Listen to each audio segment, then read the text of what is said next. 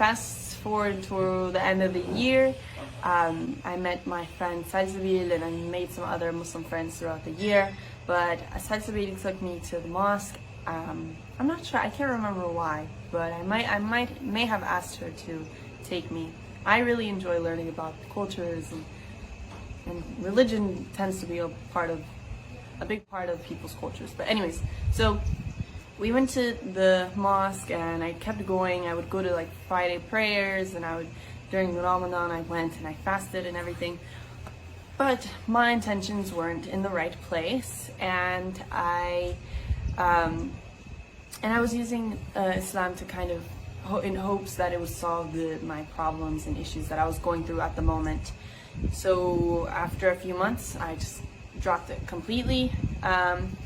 And fast forward 4 years, and during these 4 years, well, a little background info, my entire life I've suffered with really severe anxiety, and for the past couple years I had been battling with depression as well. And so during like those 4 years or more, I was dealing with that. But like 2019 and 2020, that was my year, if you know what I mean. Yeah, I was going through it. I had felt for the longest like I was so lost because of my anxiety, and because every time I did, like after a month, I would change it completely. I felt like so pointless. I had no idea what I was going to do with my life, and I was giving up, or I had gave up at that point, to be honest. And so, like I said, we fast forwarded 4 years later, 2020, I met a guy. Yeah, a dude. So this guy, he brought up the question to me. He asked me what I thought about Islam, and I was like, I gave him a horrible answer, I'm not gonna lie. I didn't even give him a proper response. And it's because during that time that I learned about Islam, I never really took the time to learn the core beliefs and the teachings of the religion. So I had no answer. And that stuck in my head. So when I went home, I went on YouTube and I started watching videos and trying to learn about Islam. And from that moment, I couldn't stop. I would stay up 2 to 3 a.m. in the morning watching videos, and I was just so interested in it. And so a little while after that, I hung out with my friend Arad. I hadn't seen him in about a year or so, and for some reason, something inside of me was like, bring up the fact that you're interested in Islam. And I hadn't told anyone at this point. And I did, and turns out my boy was Muslim too, and I was like, oh my god, no way. So we had a really great conversation. He gave me some books to read, and that helped a lot. And then fast forward like 2 days, I was at home.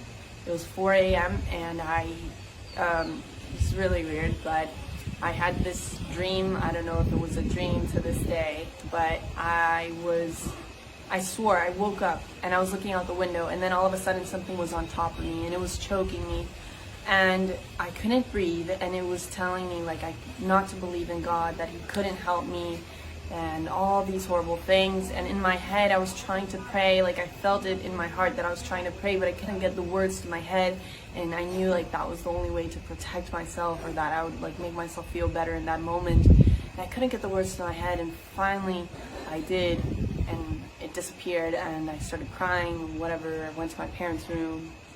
My mommy had to sleep with me, but I couldn't fall back asleep. And then in the morning, once I calmed down, I realized, I think that was like my sign. I thought about it and I was like, I think I want to convert. Like, this is my sign, I want to convert.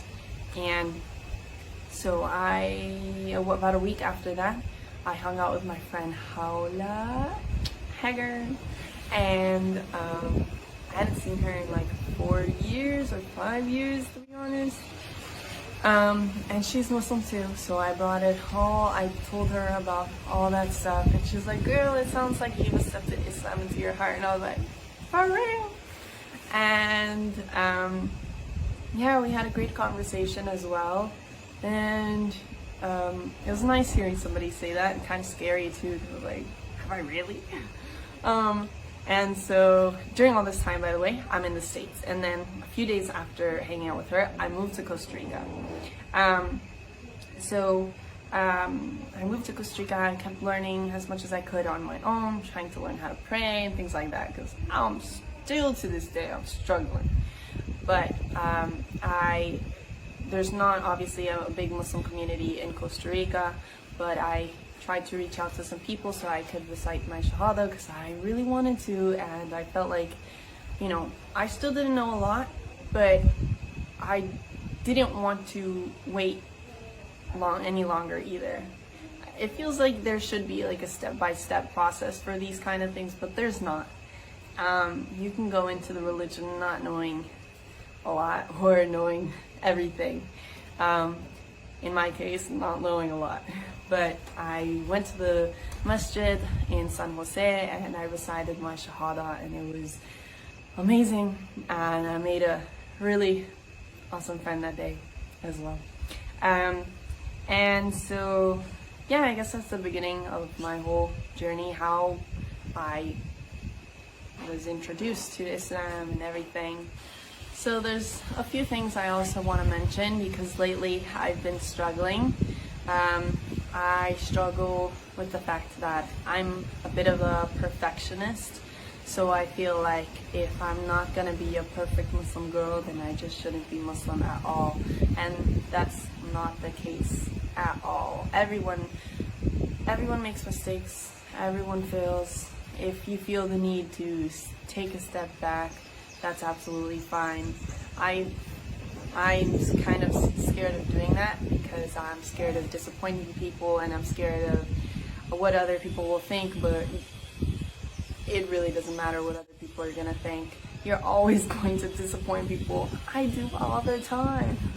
And people are always gonna have something to say. People are always gonna be judgmental, and people are always, what I've struggled with a lot, people judging me for my past, because yes, I've made a lot of mistakes in my past, but you know what the great thing about reciting your Shahada is?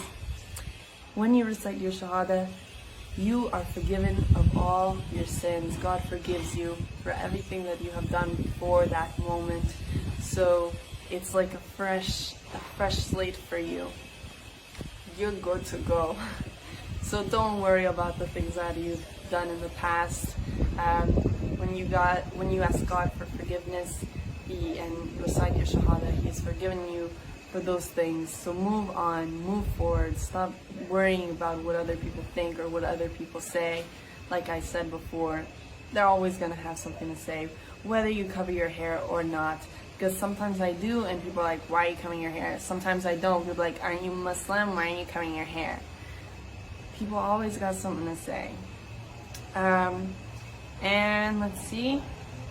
The last thing I want to leave you guys with, and the most important thing, because yesterday I had my friends remind me, because sometimes you lose track of what really is important. But remember, what the most important thing is your relationship with God, and staying true to Him and staying true to yourself, and always having the right intentions for anything you do. It'll make life so much easier. And another thing that I wanted to mention, because a lot of people always question, like, what motivates you? What motivated you to like continue your journey into Islam? The moment I started to learn about it, I felt a change in my life, in my mental health, in my my overall well-being. I was no longer having those thoughts of like, I hate my life, what do I do? I was grateful. I woke up grateful every morning. I was happy to be here. I was happy to be alive. I was grateful to God for everything that I had. And I just felt like I was finally becoming that person that I always wanted to become, but felt like I could never do it. So of course I wanted that, like, motivated me to continue. That's the best motivation. Like, you just see and feel yourself grow. And it's been amazing. And I hope that Allah helps all of you that are going through this same journey and makes this an easy journey for all of you guys. So thank you for joining me today. And a side note, I'm gonna be making a lot of different videos about a lot of different stuff, so be on the lookout for that. And now, see you later, alligator. Peace out.